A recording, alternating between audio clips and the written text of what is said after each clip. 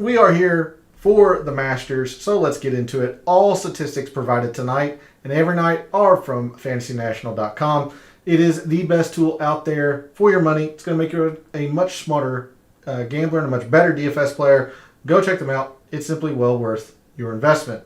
In the description to the video, there are links to all of my social media. This is Twitter and Instagram, where I did not get to posting some research. I would like to try and narrow down a few more things before I post that out tomorrow.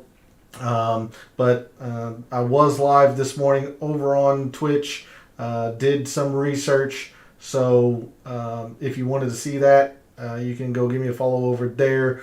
But I will have some Masters research out for you all tomorrow. So if you want to see that, give me a follow at those two places. Twitter is also where I place my betting cards. And I've certainly put in my wagers, or at least win outrights for the Masters this week. So if you want to see my betting cards week after week for the PGA Tour, give me a follow over at Twitter. And then, as I mentioned, Twitch, the link to my Twitch channel is below as well. This is where I do all my in-depth research. I did a lot of Masters stuff today, a little bit of baseball, all of that. Much more laid-back stream, music going in the background. We'll occasionally play some games as well. So if you're interested in some deep dive research or some other content like gaming and whatnot, give me a follow over at Twitch. And then finally, we're live. Chat's open. As I mentioned, who are you focused on for the Masters this week? Have you made any wagers? Are you looking at any live players in particular? I'm looking at one, perhaps two, to consider in my DFS lineups. So, put that in chat if you have strong feelings about any live players. Hoping for another fun show. We were packed last night in chat. Looking forward to hopefully another packed episode this evening. So let's do it. Let's dig into the weeds of the data for the 2023 Masters. And we're going to start over at Windfinder, as I promised last evening. And the forecast is not good. Not good. Thursday, you do have a little bit of wind, or at least gusty winds in the morning. It actually kind of dies down. But Thursday evening, you see the rain start. And I'm going to, once again, center this camera. I don't know how it keeps getting off-centered, so apologies for that. But you see the wind or the rain start Thursday evening. And it doesn't look like it stops for 2 entire days. Now, we are still 3 days out, so we can't, bank on this being the weather that is going to happen. But if it is, we are certainly looking at a damp, Saturday looks terrible. Half an inch of rain, 4/10 of an inch of rain, just and cold.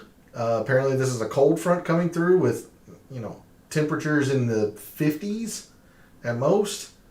So the weather looks horrendous for the Masters this week, with the exception of maybe the first day. Now, don't want to get anyone alarmed. There's nothing to look at in terms of AM PM splits or anything to that effect, especially since we are still 3 full days away, or really 2.5 days away. So weather will change, but the forecast does not look great, and there does appear to be some wind in the forecast, especially once this front goes through, as you see some sustained winds into the teens, gusts into the 30s. It just looks like a pretty ugly forecast for the Masters.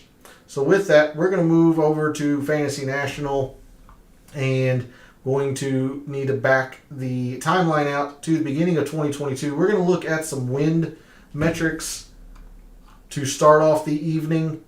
So in moderate and windy conditions, since the beginning of 2022, Your top performers in the field this week have been Justin Thomas, Sung Jae, Tony Finau, Will Zalatoris, Joaquin Niemann, Scotty Scheffler, Cameron Smith, Jon Rahm, Keegan Bradley, and Xander. Those are your top 10 in windy conditions since the start of 2022. If the course does get a whole lot of wind, it's just going to play, or a whole lot of rain, excuse me, it's going to play even longer than what it already does. And while we do have quite a few rounds from the majority of players, I still think I need to go back to the beginning of 2021 and make sure we get all the rounds that we can for anybody who would have them, with the exception of, players that play just the majors or just at the Masters or whatever. So, on long courses, since the start of 2021, your top performers on long courses have been Rory McIlroy, Jon Rahm, Corey Connors, Scotty Scheffler, Colin Morikawa, Will Zalatoris, Xander Schauffele, Chris Kirk, Jordan Spieth, Sung Jae, and Keegan Bradley. All right, not a whole lot more that I want to do with some total filter, strokes gained total and looking at various filters. Let's go straight into some immediate metrics that we think are going to be important this week. First, we're going to look at strokes gained approach. And I don't think I want to add any filters, just flat out who's been the best approach players in this calendar year. So, your top strokes gained approach players since the start of 2023, Tom Hoge, Max Homa, Scotty Scheffler, Tony Finau, Jon Rahm, Colin Morikawa, Xander, Tyrrell Hatton, Sepp Straka, and Rory McIlroy. We also think around the green is going to be a pretty big factor this week. It normally is. These greens are very difficult to hit. You're going to have to be good around the green, in the bunkers, all of that kind of stuff, scrambling. Now, the first thing we'll do, we'll take a look at around the green in just a totality sense since the start of 2023, and then we'll start talking about some filters that we might want to look at. But your top around the green players since the start of this calendar year have been Justin Thomas, Jason Day, Chris Kirk, Jordan Spieth, Tommy Fleetwood, Hideki, Danny Willett, Sung Jae, Scotty Scheffler, Alex Noren, K.H. Lee, and Matt Fitzpatrick. Now, some reasonable filters that you can use. Certainly, strokes gained around the green when it's difficult. The Masters is by and large, difficult tournament.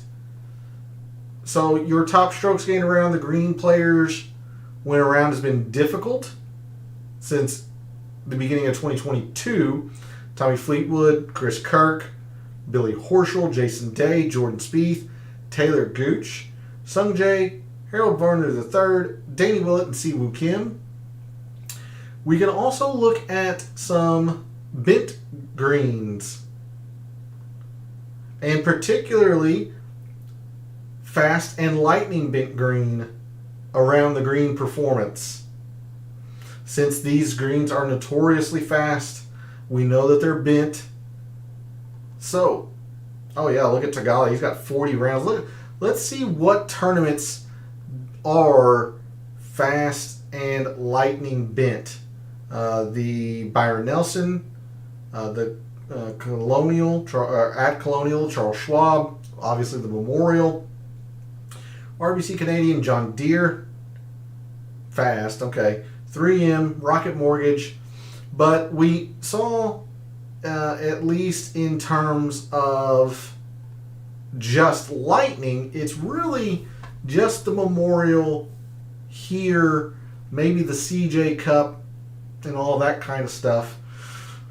I think the more I thought about it today, the more I think it'd be okay to look at fast and lightning speed greens, although I'm pretty confident they're just going to be lightning.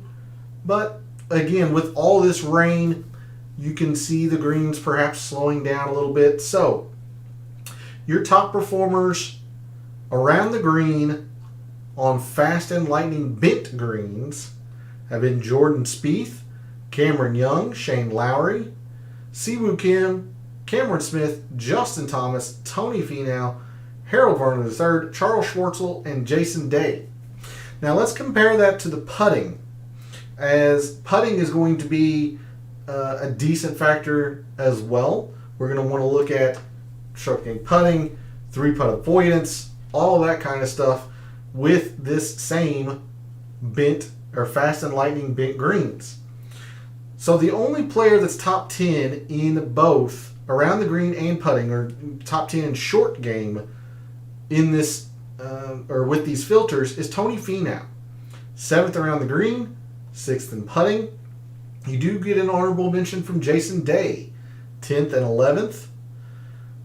Sung Jae is 12th in both. Max Homa, 14th around the green, 2nd in putting on fast and lightning bent greens. You also get a honorable mention from Hideki, 14th and 10th. So the more I thought about it today, the more I did want to look at fast and lightning. I know last night in the initial research, we just looked at lightning speed. I'm still on the fence as to what I am going to do in terms of filter for putting. But I do think I'm going to have some amount of putting in my final mixed condition model. But enough of that. Let's go ahead and go through some prior leaderboards, particularly the past two, and see any trends that really start to stand out to us. And we went through a lot of data last night, at least in Microsoft Excel, specific to Augusta National, and we'll do that again tonight. This is last year's leaderboard, of course, with Scotty Scheffler winning. We'll take a quick look at the strokes gained. Sorry, I don't know why I said that. I know that we don't get the strokes gained data, so let's just go ahead and go straight to the driving tab, the driving page view. And we noted last night that driving distance is a thing.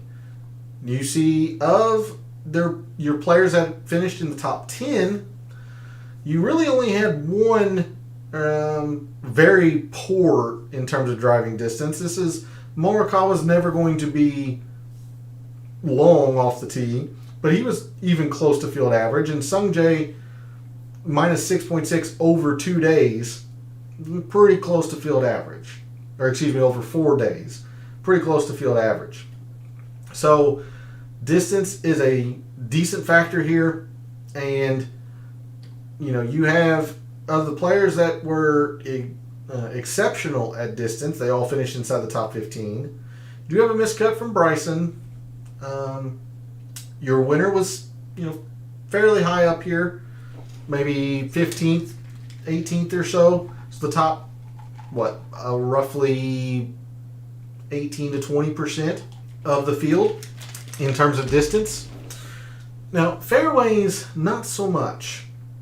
You see the leader, Bernhard Langer, missed the cut, lacked a lot of distance, and you have quite a few missed cuts up here from players who gained a lot of fairways. Now, Shane Lowry played excellent. He gained a lot of fairways, was slightly positive. Kokrak had a great tournament, but hopefully you can see the fact that there is much more correlation in terms of upper leaderboard success between distance than fairways.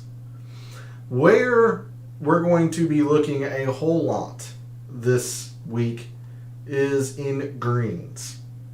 You see a whole lot of upper leaderboard success here. Sergio, a top 25 is much more closer to middling than a top 25 in a regular PGA Tour event. But again, a first, your runner-up, top 15, a top 10, more upper leaderboard success here when you look at greens gained.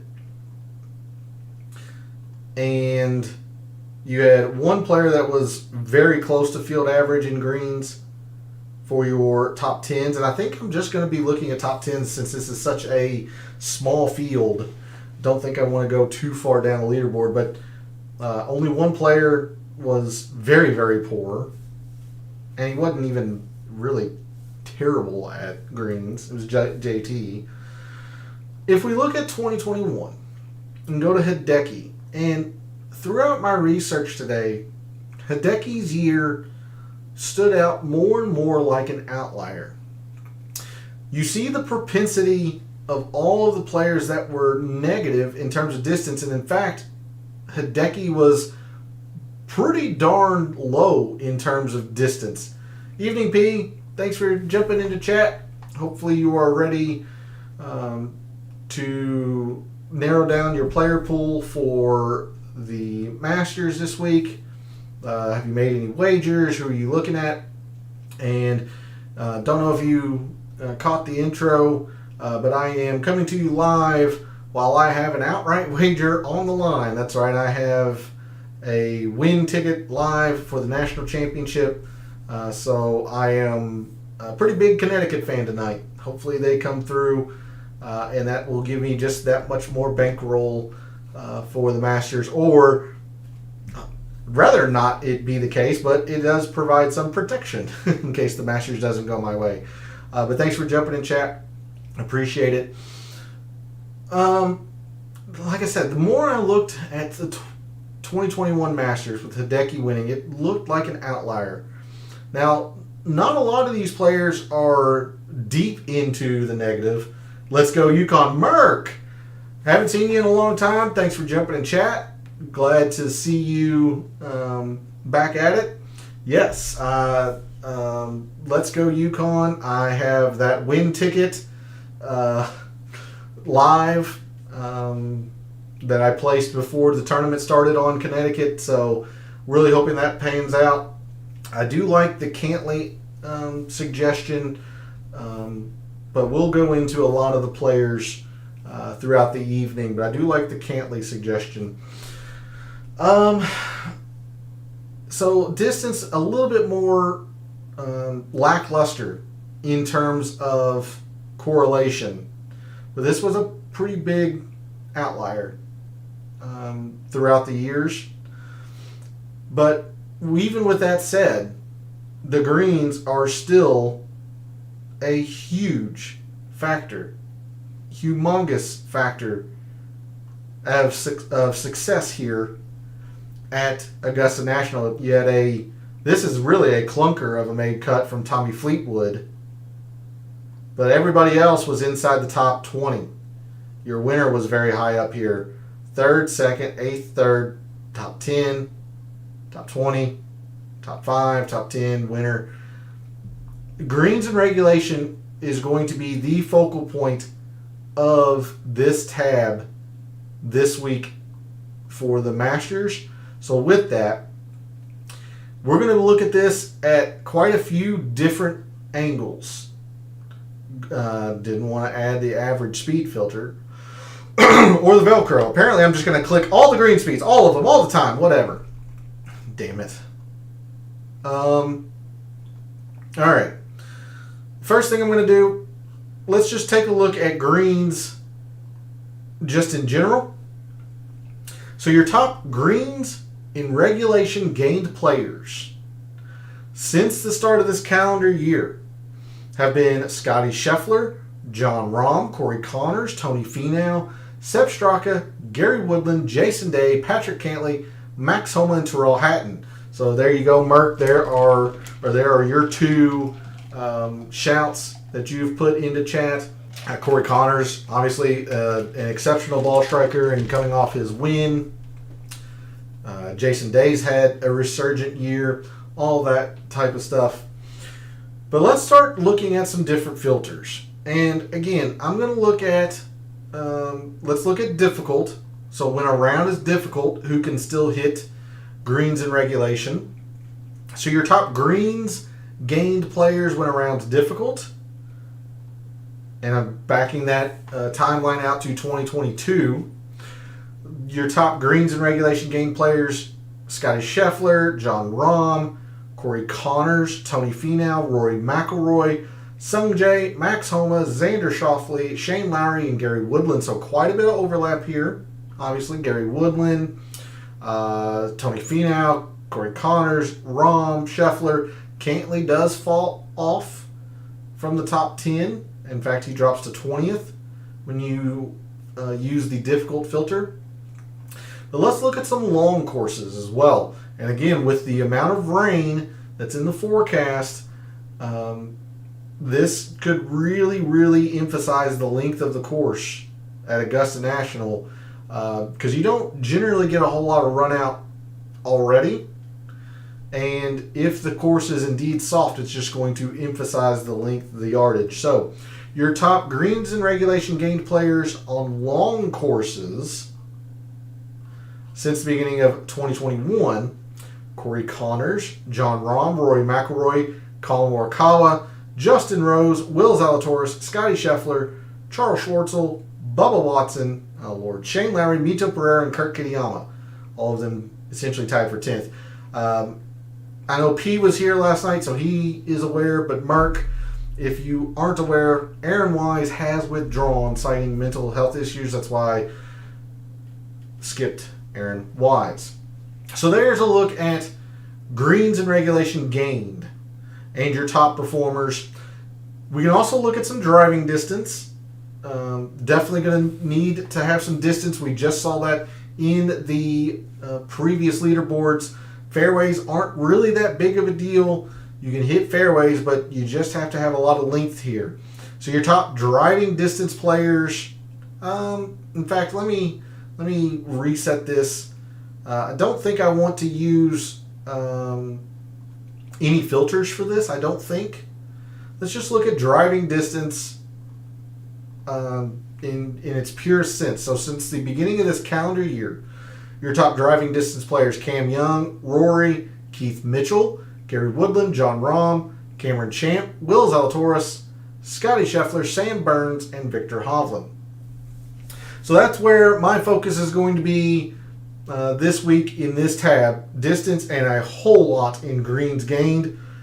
I don't think I'm going to use much in scrambling. I'm going to use around the green. That could be it could be the incorrect decision, but that is where I am at in my evaluation process as of right now. All right, so let's go ahead and look to the scoring tab, and we'll take a look at the past two Masters as well. Now, my assumption last night was that the most consistent performers were going to be better at bogeys avoided, because pars are generally good scores here, except on the par 5s. However, when we went to Microsoft Excel, and we'll do it again later tonight, it showed that the upper echelon players historically here at Augusta National, your Spieths, who else was very high up there? Will Zalatoris, even though it was only 2 times. The players who have traditionally played Augusta National the best, they actually were better at birdies gained. So I do want to take a pretty good look into the scoring previous leaderboards.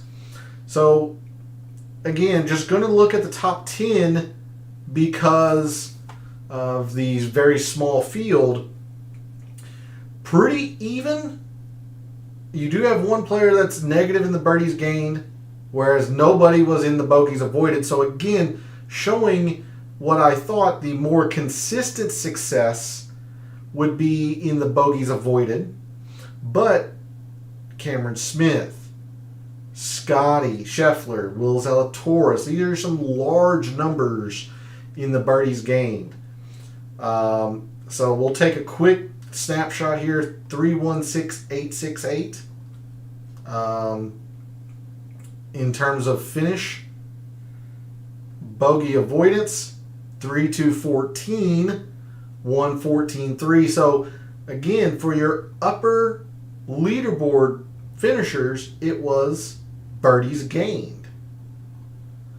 But I do think you do need to factor in the bogeys avoided, because pars are good scores here. If we go to Hideki's year and take a look here, again, just the top 10s, 1 player negative in bogey avoidance, 3 negative in birdies, including your winner. But it still looks like the bigger quantity of number, the 7.5, 5.5, is in these birdies gained. Now, a whole lot less correlation in Hideki's year, but as I mentioned in the driving tab, or when we looked at fairways and driving distance and all that, Hideki's year does look like a bit of an outlier. In fact, bogey avoidance was a very big component Hideki's year. Now, your leader was Harris English, but after him, 3rd, 12th, 3rd winner, 5th, 10th, 2nd, so pretty strong. Both of them are going to be important, and I think both of them are probably going to get used this week. Having said that, the most consistent performance has been in the bogeys avoided, and that's where I'm leaning as of right now. So, when a course or when a round has been difficult since the beginning of 2022, your top bogey avoiders have been Rory McIlroy, Scotty Scheffler, Sung Jae, Matt Fitzpatrick, Shane Lowry, Tom Hoge, Jason Day, Taylor Gooch, Tony Finau, and Gary Woodland. If we want to look at that, if we compare that with the birdies, Rory and Scotty Scheffler are the only two that are top 10 in both birdies gained and bogey avoidance. For the birdies gained, you have Will Zalatoris, Scotty Scheffler, Keith Mitchell, Rory, Cameron Smith, JT, Victor Hovland, Keegan, Sam Burns, and Jordan Spieth. Again, these elite players, or historically elite players here at Augusta National, Zalatoris, Scheffler, Spieth, these guys are doing it more in the birdies. So it is a curious conundrum that I am seeing developing this week in terms of scoring. Do you want to go for the more consistent performing bogey avoidance, or are you going for the higher upside but absolutely much lower floor in the birdies gained? Me, I think I'm going to be probably a bit conservative. I'll probably put more weight in the bogey avoidance. Not saying that's right, not saying it's wrong. Just the way I'm thinking about it, I'm probably going to be a bit more conservative and put more weight in the bogey avoidance. I want the more consistent finishers as opposed to having the mixed condition model factor in the boom bust, if you will. And I will depend on my analysis to evaluate who's the boom and the bust, if that makes sense. But bogeys and birdies, when a course has been long, again, going to look at bogey avoidance. Rory, Matt Fitzpatrick, Gary Woodland, Sung Jae, Jordan Spieth, Harris English, Corey Connors, Taylor Gooch, Shane Lowry, and Mito Pereira. So throughout the first couple of page views here, we've seen 2 live names jump out on a few of these metrics. It's been Taylor Gooch, it's been Mito Pereira. Patrick Reed is also very, very adept at avoiding bogeys. He's not in the top 10, but would be remiss not to mention him. Abraham Answer is much the same, avoiding bogeys as opposed to gaining the birdies. Now, on long courses, players that are top 10 in both birdies gained and bogey avoidance, Rory and Corey Connors, whereas it was Rory and Scotty Scheffler on difficult. So Rory's been up there, birdies and bogeys, both difficult and long. So good stuff to note there. But again, I think I'm going to be looking at bogey avoidance. I'm not saying it's the right thing to do. I'm not saying it's the wrong thing to do. That is just where my preference is, and I'm letting you know as the viewer where my bias sits on a Monday evening before I've made my mixed condition model. All right, let's bring this back in. I do want to look at some par 3, 4, and 5 stats. And for that, I'm not going to use any filters, just straight up since 2023. But let's take a look at the past 2 Masters tournaments, figure out how important some of these holes have been. For the par 3s, in Scottie Scheffler's year, now he led in par 3s, but you see it wasn't all that terribly important right behind him. Not really. No one other than Colin Morikawa top 10 who gained any amount. And there really isn't a particular length that looks like it would stand out. 4, 2.5, but again, some very spotty correlation. You got some upper leaderboard success, but then you have some missed cuts very close as well. 4, 2.5, and a 2. This is your most consistent performer, but And then in 2021, Hideki's year, moving to the par 3s. Again, a little bit more correlating than Scheffler's year, to be fair, but nothing stands out. You do have a few more top 10s, but you still have your fair share of double-digit finishes in here. A 5.4, 3.6, a 2.3. So consistently it's been the 150 to 175 being the highest number in terms of strokes gained. I don't like the idea of focusing on just this range of par 3s, although Microsoft Excel also backs up the 150 to 175 being the most important range of par 3s. But I'm looking at just strokes gained total par 3s, and I don't think there's too much to go with here. At most 5%. You make up your ground on the par 5s, and you make up your ground on the very long par 4s here, the ones that are 450 to 5 and 500 plus. Because if you're able to get par on those long par 4s, that's a very good score. You're making up ground on the field. So your top par 3 performers, and this will only be 5% in the mixed condition model, but it is something. Your top par 3 performers this calendar year: Jon Rahm, Max Homa, Sam Burns, Siwoo Kim, Jason Day, Kurt Kitayama, Tom Hoge, Scottie Scheffler, Keith Mitchell, Sung Jae, Justin Rose, and Seamus Power. Now, from here on out, none of the live guys will appear in these top 10s because I default to 1/123. If you want a bit more of a historical look, we can take a look at that later, or if there's a specific question on a player, we can take a look.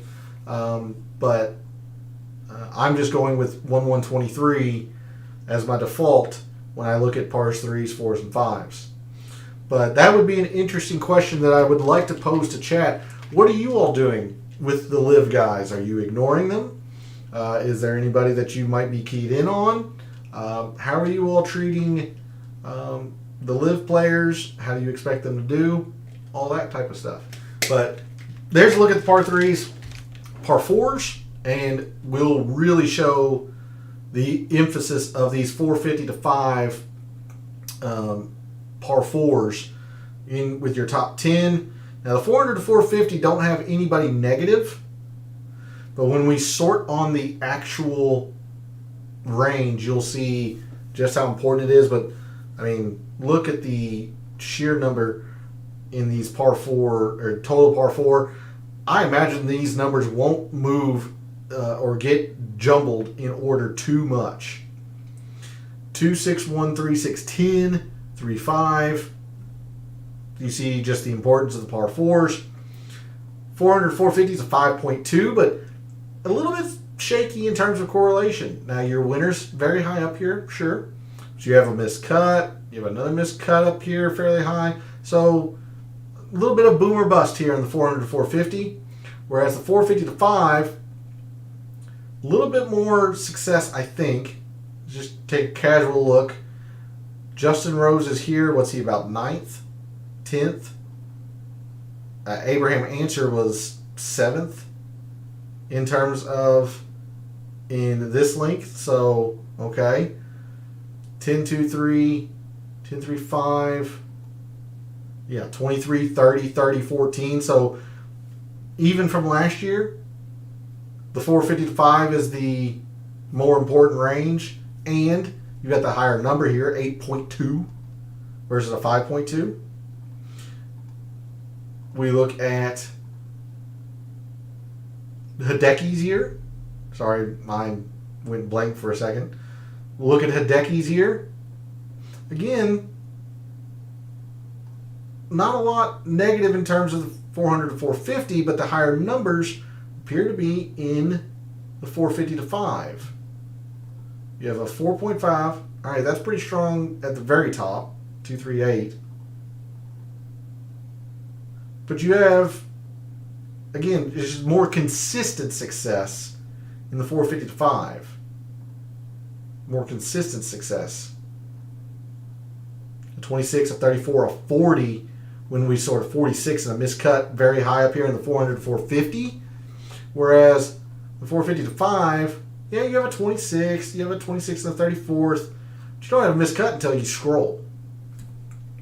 So that's why I believe the 450 to 5 are the most important length of par 5 or par 4s here at Augusta National. So your top par 4 performers since the start of this calendar year have been Scotty Scheffler, Max Homa, Jason Day, Chris Kirk, Tony Finau, Patrick Cantlay, Taylor Moore, Colin Morikawa, Jon Rahm, and Tyrrell Hatton. Scrolling across, looking at the specific length that I think is going to be the most important here at Augusta this week. Scheffler and Homa, Patrick Cantlay, Colin Morikawa are your 4 players that are top 10 in total par 4s, top 10 in the specific length.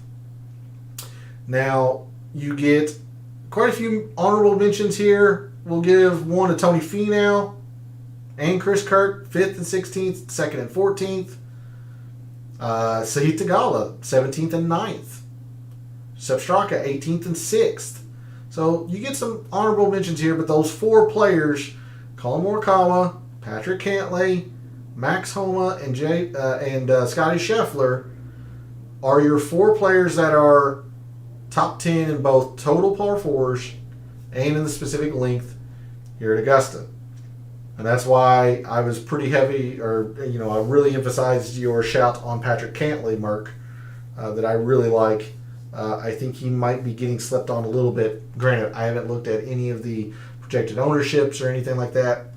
I've been in my own little bubble here in front of my computer. But I really like Cantlay this week, I think. Lastly, look at the par 5s, and these are the most important holes here at Augusta National. No ifs, ands, or buts about it. You have to be able to score on these par 5s. You see that there. Look at your, upper end leaderboard success. 3rd, 1st, 2nd, 3rd. Seems fairly solid. No specific length. If it is, it's the 550 to 6. But I think we're going to look at all par 5s. And then Hideki's year, we'll move to par 5s. Again, with your top 10s, only 1 player negative in par 5s. Hideki probably led. Or is close to it. 3-3, 21, and then 1st. Got to score on the par 5s here. Got to score on the par 5s. So, your top par 5 performers this calendar year. Jon Rahm, Patrick Cantlay, Sung Jae, Scotty Scheffler, Tommy Fleetwood, Jordan Spieth, Colin Morikawa, Xander Schauffele, Justin Thomas, and Justin Rose. All right, that's what I have for you in terms of data and the data dive for the Fantasy National portion. But I will keep it up. I'm going to move back to the Strokes Gained page view in case there are specific questions from chat. But let's move over to Microsoft Excel. And we'll go to the comparison course again. We showed this last night, but no problem in emphasizing a few different things here. Now, the difference between the Masters and my normal comparison course, I'm only gathering the top 20 here versus the top 30. Again, with the smaller field, I just want to look at the upper echelon finishers. And I don't have the percentage against other full field courses. I have that off to the side here. What you need to know, this greens in regulation, this is a massive number. 3.85 historically here at Augusta National, whereas the full field course average is a 3.1. So what is that? About 25% more important. Pretty big deal here at Augusta National. Again, bogeys and birdies. The bigger raw number is in the bogey avoidance. But when we go to the classical early look file, we'll see that the birdies gained is more correlating to the upper leaderboard success, but the bigger raw number is actually in bogey avoidance. And in terms of in relation to other full field courses, the birdies gained is under the average full field course. Bogey avoidance is quite a bit higher. So that's why I'm still leaning towards bogey avoidance, but we'll see where the dichotomy is there here in a little bit. Par threes, again, Hideki's year, a little bit of an outlier. You see, it hasn't really been all that terribly important the past 4 or 5 editions, and then 2021 it jumps to 2.05. Now the overall number here, 1.53, slightly above the average full field course, but not by much. And that's why I don't have a lot of emphasis in the par threes. And you see the lengths, it would be really the 150 to 175, but I don't feel comfortable putting a whole lot of emphasis on just 2 of these holes. There's only one par 3 that measures to this length. So, yeah. Just going to be looking at par 3s at 5%. Now, par 4s, this is a humongous number. 4.81. The average the average full field course is a 4.4. That doesn't sound like a big difference. It's a big difference. There are only 4 other courses on the PGA Tour that have a higher historical number in the strokes gained par 4 than Augusta National. And 2 of those 4 courses are par 70s, where you get 2 extra par 4s. Par 4s are a big deal here. And look at the specific length from the 450 to 5. 3.61 is more than double, and not quite triple, but just a humongous number here in terms of the 450 to 5. Now, it has gotten a little bit less important over the years, but you're still getting, like last year, 2.9 versus a 1.4, more than double. Hideki's year, again, a bit of an outlier, 1.9 to 1.5, still higher, but then you have a 2.6 and a 1.2, so more than double. It's just a big deal. Big deal. Par 5s, no specific length, and we're not going to be looking at 0 to 500 because we haven't had one at Augusta the past 5 editions, 5 years here. You see the 550 or the 500 to 550, 550 to 6 are essentially equal. Essentially, it will rotate, historically around a year. Although the 550 to 6 was extremely important last year, all the other years it's been the 550 or 500 to 550, but in terms of relation to full field course average, this is about a half a shot higher. 1.7 at the average full field course, 2.15 here at Augusta National. I'd looked at the par 4s. The par 5s, there are 1, 2, 3, 4. So just like the par 4s, there are only 4 courses that par 5s are more important in terms of a strokes gained number right here. So par 4s and par 5s are where it's at here at Augusta. And again, greens. We'll look at a little bit of driving distance. We did that a little bit, but you can see the emphasis in driving distance. Again, Hideki's here, just a bit of an outlier, only a 0.85 every time else. You know, in the past 4 to 5 years, 35, 17, 18, 16.1. Yeah, the 10 back here. So it's just important. Driving distance will have a factor. All right, before we go to looking at some specific performance at Augusta National, let's take a look at my mixed condition model from last year and see how it performed.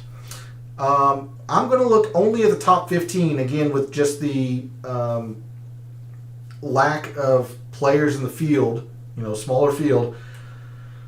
This is good in terms of the amount of players that make the cut. In my top 15, I only had 2 that missed the cut, so that's promising. The winner was 3rd. That's also good, but I also had Berger, who was really high. Cantley had a very middling performance last year. Neiman had a middling performance last year. A little bit of mixed success. I think I would classify it as good. Nothing spectacular, not elite. But I don't think it's bad either, because the winner is here. I have other top 10s. Didn't miss a whole lot of cuts in the top 15 or so. Now, I did this earlier. If we, actually, before I do that, I apologize. Let's take a look at some of the metrics. I have 15% in par 4s. Seems logical. Seems maybe a bit on the heavy side. I might back that down to 10%, but par 4s are extremely important, so 15% seems reasonable. Now, there's 10% I'm getting back. I had 10% in moderate and windy conditions. Instead of doing that, I'll just factor that in my own and show you the windy ranks again Wednesday night. So there's 10% that I'm getting back.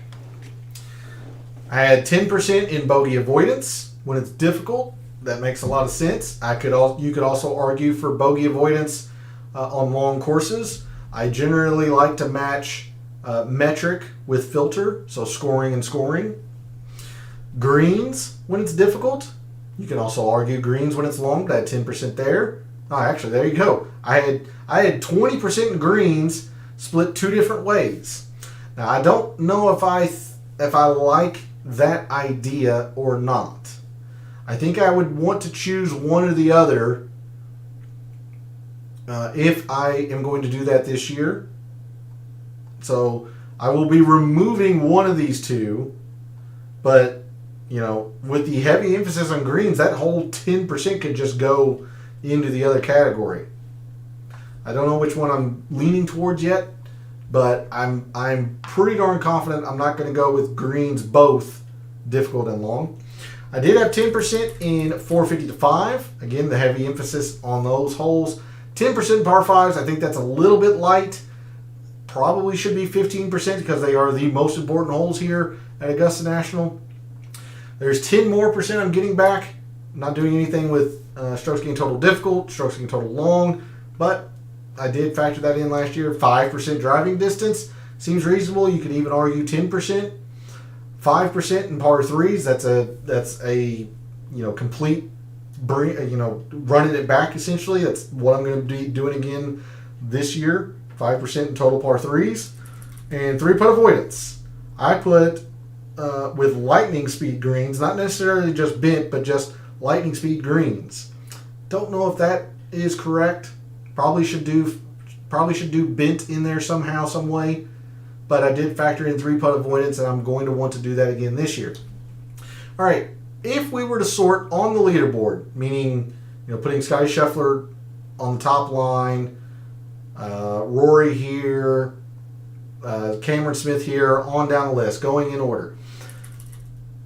The top 20 and ties, let's see how predictive these metrics were. So these numbers are going to be lower than usual, again, with the smaller field. So I'm looking for something in the about maybe 32 to 35 range to be decent. Anything under 30 would be fantastic. Anything above 40 is not very predictive at all. So the par fours, not the best, and moderate and windy wasn't all that great either in terms of predictive success. Now the bogey avoidance, again, what I've been saying, I think it's a very consistent metric. It might not lead to your booms, but it's a very consistent metric. Driving distance over here off your screen, I'll bring that. That was very predictive. Par threes weren't. Three-putt avoidance was absolutely not. But again, I think that's more of a factor of an incorrect filter versus it being a wrong metric to look at. So I think that is user error on my part. In terms of the strokes gained total, we had, this was wind, not very predictive. This was long. No, this was difficult, and this was long. Long's just getting cut off of your screen. So the long course was the more predictive in terms of strokes gained total. Damn it, it's just getting cut off. Well, you can see the decimal, or the before the decimal. So 34, and then 35, and 39. So strokes gained total, long courses was a little bit more predictive. And this was greens when it was difficult. This is greens when it was on long courses. God dang it. Dummy. So, again, greens on long courses was the more predictive metric and filter for that stat for the greens than on difficult. So that makes me think I should probably put it in, consider greens when it's on long courses. Par fives, decent, I suppose, in terms of predictive. So yeah, there's how my mixed condition model worked last year in terms of, raw performance and how predictive those metrics were. So let's go ahead and move to the early look file and take a look at this year's field. We did a little bit of this last night. Don't think I'm going to remove anybody, even if they've only played it once. Just kind of want to see where some of these players are in terms of their stats. So the players that have the best average finishes, look at the high propensity of green. In deep, heavy green in greens and regulation. It's just a big factor. Now, Minwoo Lee, slightly negative last year, but played well. Tony Finau played this event plays Augusta National very, very well. Has not been the best in terms of greens, at least in greens gained. So he's making it up somewhere. But he has played this event well. Everybody else, you can see this very, very high and dark green. Finau been pretty good in the distance, but he's been gaining it somewhere else. Somebody to take a look at, Cameron Champ. It's only 2 times, but he's averaged a top 20 finish. And again, the prodigious length. He's been very good with the greens here too, gaining greens. Scoring, definitely want to look at that. So look at the heavy propensity of players, heavy green in your elite finishers. Jordan Spieth, Colin Morikawa, Scotty Scheffler, Will Zalatoris. These guys that have averaged, top 15s basically, have been more so in the birdies gained. But the more consistent statistic, you have a couple of deep, deep reds here. But again, remember, this is just one event. Harold Varner was just one event. The more consistent statistic, and we'll go down to say the players that have averaged the top 25 historically at I almost said Fantasy National, at Augusta National, 2.5, 2.2. Again, getting hurt badly by that. So I still think it's going to be bogey avoidance, but this is making a very, very good argument to can put 5% birdies gained in the mixed condition model. I'm still kind of battling with myself early in the week on what I'm going to do. I'm definitely going to be using bogey avoidance. But man, this is a lot of correlation for birdies gained. Par threes, we looked at this last night, is just the lowest in terms of strokes gained totals from par threes, fours, and fives. So only 5%. Let's go to the par fours. 9, 5.5, 4, 5.2. And if we look at the specific length, you're a birdie guy. Well, I would like to be that as well when I'm playing actual golf, but I'm more of a double bogey guy. So give me scores and I'll deal with the downside. Okay, I mean, yeah, that's a legitimate thought process, because birdies do get you more points when a player gets a birdie than they lose points if they get a bogey. So I mean, that's absolutely legitimate. Yeah. Let's see. For the players that have averaged the top 25, yeah, this is only a 0.7. Whereas for the 450 to 5s, it's a 1.8. So almost 2.5 times the importance in the 450 to 5s. All right, let's sort on a few of these metrics that we know are going to be focal points this week. We're going to start with greens and regulation.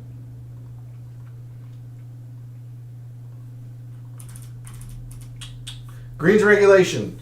Your top players, again, historically at Augusta since 2012. Scotty Scheffler, Colin Morikawa, Jordan Spieth, Justin Rose, Corey Connors, Justin Thomas, who's never missed a cut here. Tommy Fleetwood's been very good here. Will Zalatoris, 2 top 5 average finishes. Bubba, of course, 2-time winner. Maybe 3-time, I can't remember. Louis, Adam Scott, they're your top green and regulation game performers. We'll take a look at both birdies and bogeys. So your top birdies gained players are the players that have been the best at gaining birdies at Augusta National since 2012. Jordan Spieth, Will Zalatoris, Scotty Scheffler, Minwoo only 1 year. Justin Rose, Colin Morikawa, Victor Hovland's been very good at gaining the birdies. A little bit less in terms of finish, only an average of 27th, but still 3 for 3. Rory, 9 for 10. Phil Mickelson, 7 for 9. Cameron Champ, somebody I'm pretty high on in the 6Ks. Taking a look at some, there's Bubba, there's Harold Varner, although it's just one time. There's Brooks, DJ. So it's interesting to see Brooks is more in the birdies. DJ's been more in the bogey avoidance. Cam Smith, who's probably going to be very, very popular, more in the bogey avoidance. Let's see, others here that jump off the page. Kokrak, bogey avoidance. Others on the LIV Tour that have at least played this a lot. Patrick Reed, more in the birdies gained. Not exactly very high, but still in the birdies gained. I do want to look at bogey avoidance, so we're going to do that as well. Bogey avoidance. Taylor Gooch. Again, just 1 year, but Taylor Gooch, your best bogey avoider. Jordan Spieth, John Rahm. He's been more in the bogey avoidance to getting to his success. There's DJ and Cam Smith. Let's see, Fitzpatrick's been good at avoiding bogeys and has had very good success here. JT, again. Louis, Fred Couples, although he's only 5 for 9, but he's doing it fine on avoiding the bogeys. Okay.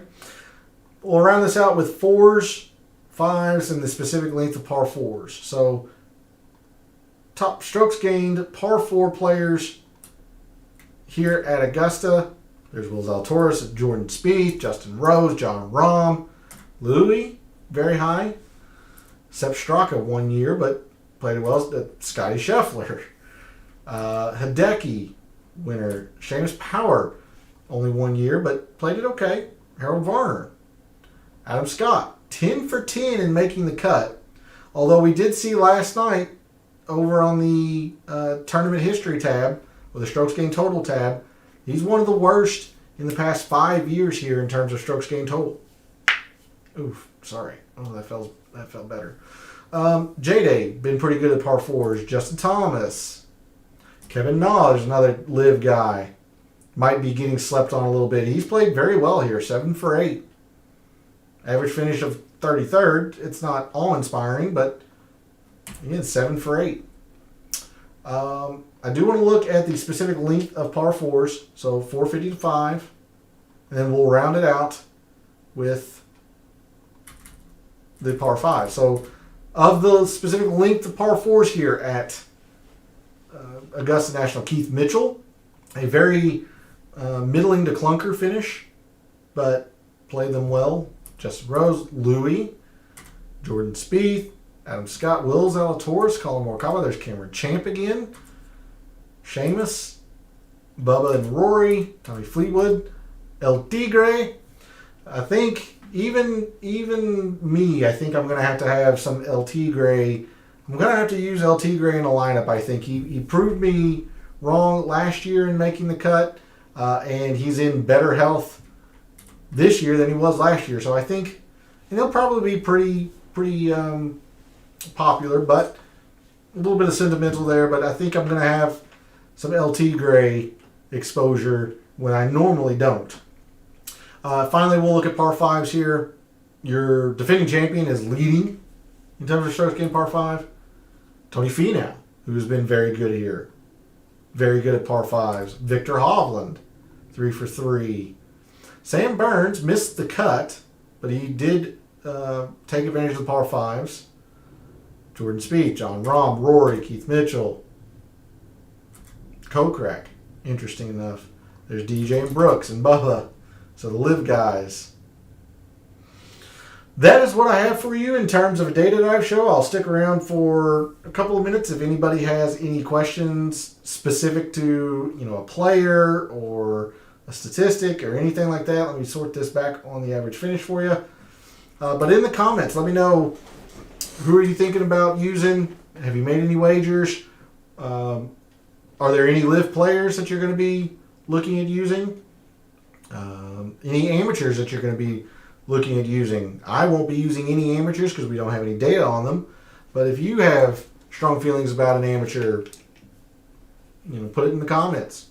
But that is how I'm looking at the Masters leading into creating my mixed condition model tomorrow and into Wednesday. So, reminder that over on social media, I have been doing baseball, kind of a quick hitter, if you will, 3 up, 3 down, 3 players that I like in terms of their pricing and their value, 3 players I don't. Tonight didn't go so well, I don't think, for me in terms of 3 up, 3 down. But if you're interested in baseball, give me a follow over at social media, especially on Twitter, and I've been doing that since baseball season started. And a reminder that my betting card will be out Wednesday evening after the show for the Masters. You'll see all of the win wagers, the parlays that I've put in, all of that good stuff. And then Friday, I'm thinking there will be a Friday night chill stream. Can't guarantee it though, with myself living in the Midwest. P, you are familiar with it. Weather can be very volatile, as it was for me this past Friday night. That's why there was no Friday night chill stream. We had a pretty strong storm come through. But yeah. And be on the lookout tomorrow for my research. I know I didn't post that today, but I will be doing that tomorrow. I'll post some research around, the winners, their form coming in, all of that type of stuff. I want to try to narrow it down a little bit more for you all before I post it, but I will have that tomorrow, so be on the lookout for that as well. Thanks to P and Merck for jumping in chat. Really appreciate it. I know you all, whenever you all are able to catch the show, are usually jump in. So greatly appreciated. Good to hear from you all. Thanks to everyone else out there that tunes in, watches, listens, supports the channel by commenting, subscribing, liking the videos. I really do appreciate it. I'm looking forward to a very, very positive Masters week. And hopefully we can build on the success that the community had last week at the Valero. So for all the wagers you have made this week for the Masters, for all the wagers you're thinking about making this week for the Masters, and until I see you Wednesday night for the DFS Tactics show, may all your bets be profitable.